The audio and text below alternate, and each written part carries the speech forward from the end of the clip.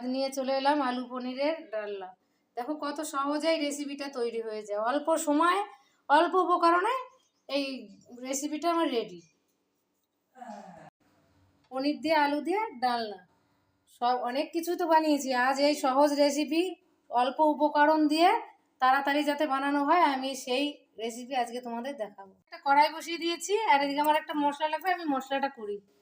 আমি প্রথমে কয় কুচি আদা দিলাম, তারপরে 4টে লঙ্কা দিলাম, দিয়ে দিচ্ছি পোস্ত, 1 চামচ পোস্ত আছে, আর 2 চামচ নাই 1.5 চামচের মতো 4 মগজ আছে, যার 4 মগজ নাই সে কাজু বাদাম দিতে পারো। আর দিয়ে দিচ্ছি টমেটো,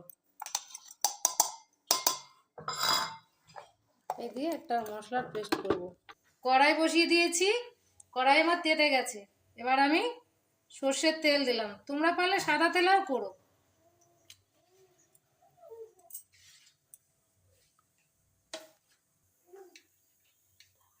এবার আমি পনিরগুলো দিয়ে দিচ্ছি কড়াইয়ে।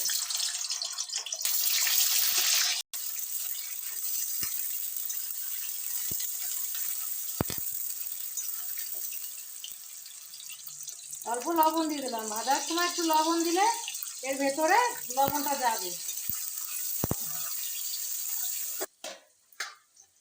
ভাজা আমার হয়ে গেছে, এবার আমি তুলে নেব।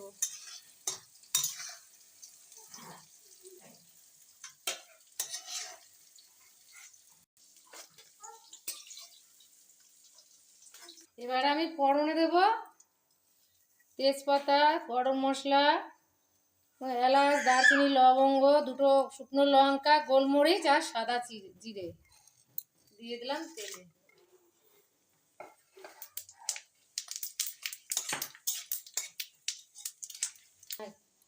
হলুদ আর একটু শুকনো লঙ্কার গুঁড়ি দেব,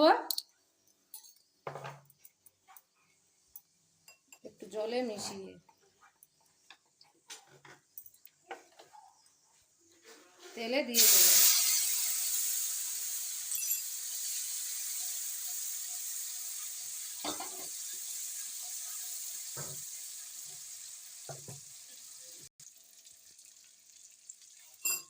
এবারে যে মশলাটা আমি পেস্ট করেছি সেই মশলাটা দিয়ে দেবো।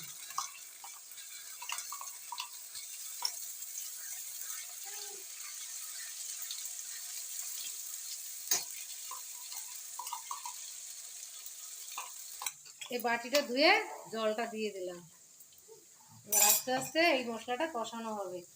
আর এদিকে আমি কড়াই চাপিয়ে দিয়েছি, এদিকে আলুটা ভেজে নেব। কড়াই আমার তেতে গেছে, এতে আমি হালকা অল্প তেল দিয়ে দিলাম, এবারে আলুগুলো দিয়ে দেবো।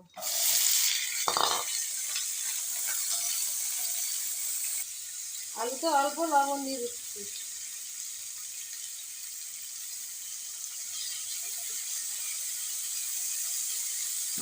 আর দিয়ে দিচ্ছি একটুখানি হলুদ, একদম অল্প হলুদ। এরপরে ঢেকে দিচ্ছি। আলু ভাজাটা হয়ে গেছে, লাল লাল করে আলুটা ভেজে নিয়েছি। এবারে আমি এই মশলায় কিছু উপকরণ দেব, অল্প লবণ দেব, লবণটা অল্প দেবো।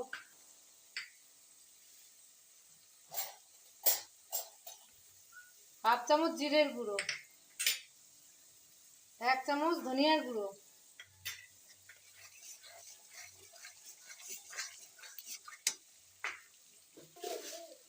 একটু স্বাদটা একটু ভালো করার জন্য হালকা চিনি দিয়ে দিলাম। মশলা থেকে তেল আমার ছেড়ে গেছে, এবার আমি ওই ভাজা আলুটা দিয়ে দেবো।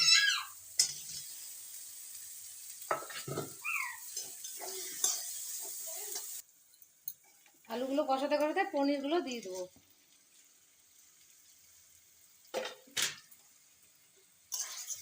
পনির দিয়েও কষাবো।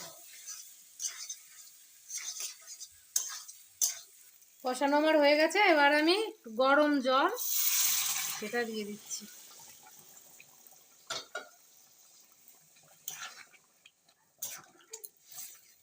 এবার 3-4 মিনিট হাই ফ্লেমে তরকারিটা জাল হবে।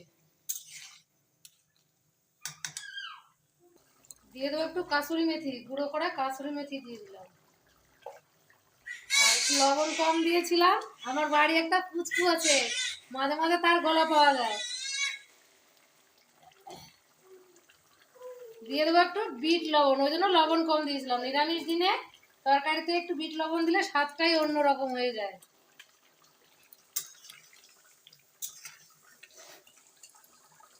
এবারে দিয়ে দেবো একটু ঘি।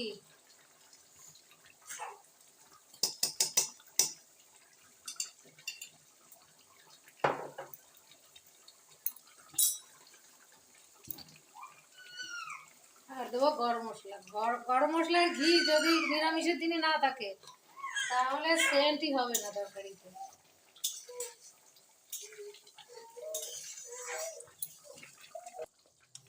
পনির আলুর তরকারি আমার হয়ে গেছে, এবার আমি গ্যাস অফ করে দেবো। আলু পনিরের ডালনা আমার রেডি। দেখো কত সহজে রেসিপিটা হয়ে গেল। আমার এই ভিডিওটা যদি তোমাদের ভালো লেগে থাকে তাহলে একটা লাইক কমেন্ট শেয়ার করে দিও বন্ধুরা।